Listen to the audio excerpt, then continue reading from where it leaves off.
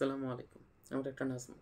আজকে আপনাদের সাথে আলোচনা করব বিড়ালের পেট ফুলে যাওয়ার সমস্যাটা। বিড়ালের এই বাচ্চার পেট ফুলে যায় কেন? দেখেন আপনার স্ক্রিনে লেখা হইছে যে বিড়ালের একটা ছোট বাচ্চা ছিল। এই পেশেন্টটা গত কয়েকদিন আগে আসছে। যে বিড়ালের একটা ছোট বাচ্চা ছিল, ওই বাচ্চাটা যখন মায়ের বুকের দুধ খাইছে, দুধ খাওয়ার ফলে ওর পেটটা প্রচুর পরিমাণে ফুলে গেছে এবং ও আর কিছুই খাবার-দাবার খাওয়ার চেষ্টা করতেছে না। মানে মায়ের বুকের দুধও খাচ্ছে না। এক্ষেত্রে আপনারা কি করবেন? কেনই এই সমস্যাটা তৈরি হয় সেটার জন্য। বিড়ালের ছোট বাচ্চা দেখবেন যে কিছু, কিছু বিড়ালের বাচ্চা আছে খুব চঞ্চল পরিমাণে এবং ওরা কিন্তু প্রচুর পরিমাণে খায়। আপনি বিশ্বাসও করতে পারবেন না ওরা ঠিক কী পরিমাণে খাওয়া-দাওয়া করে। এখন যখন ও নিজের মায়ের বুকের দুধই অনেক বেশি পরিমাণে আল্টিমেটলি খেয়ে ফেলে, তখন ওর ওইখানে দেখা যায় যে একটা গ্যাসের সমস্যা ফর্ম করে আসে এবং এই গ্যাসের সমস্যাটার জন্যই ওর পেটে একটা ব্যথা হয় এবং ওই পেটটা আস্তে, আস্তে ফুলে যেতে থাকে। এটা হচ্ছে ওদের ক্ষেত্রে খুব কমন।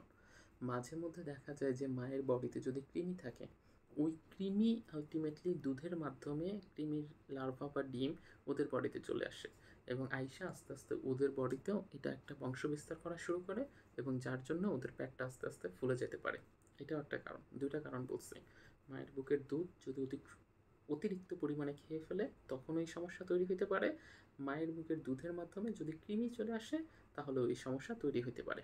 আরেকটা হচ্ছে মায়ের বুকের দুধের পাশাপাশি আপনি যদি চিন্তা করেন যে ওইটা ওর জন্য সাফিসিয়েন্ট না, মানে হচ্ছে পর্যাপ্ত না, আপনি পাশের থেকে কিছু একটা খাবার ওকে দেওয়ার চেষ্টা করছেন, ওদের তো হজমের শক্তিটা তখন অত ভালো থাকে না। তখন এই সমস্যাটা আল্টিমেটলি ডেভেলপ করে। তো গত কয়েকদিন আগে যে পেশেন্টটা আসছিল সেটার পেটটা প্রচণ্ড পরিমাণে বাচ্চাটার ফুলে গেছিল এবং এইটা আল্টিমেটলি ধারণা করা হয়েছে যে ও ওই মায়ের বুকের দুধ বেশি পরিমাণে খাইছে, যার কারণে হচ্ছে ওর পেটটা ফুলে গেছে। এক্ষেত্রে আমরা আসলে কী, কী ট্রিটমেন্ট করাইতে পারি? প্রথম অবস্থায় হচ্ছে একদম মেইনিয়া এই টাইমে প্রচুর পরিমাণে ওদের পেটে ব্যথা থাকে। পেটে ব্যথা কমানোর চেষ্টা করতে হবে। সাথে ওদের ওই যে গ্যাসটা আল্টিমেটলি ফর্ম করে গেছে, গ্যাসটা যাতে খুব কম পরিমাণে থাকে ওই জায়গায়। মানে মোস্ট অফ দ্য গ্যাস যেন আল্টিমেটলি পটির মাধ্যমে বের হয়ে আসে, সেই জন্য একটা গ্যাসের সিরাপ দিতে হবে।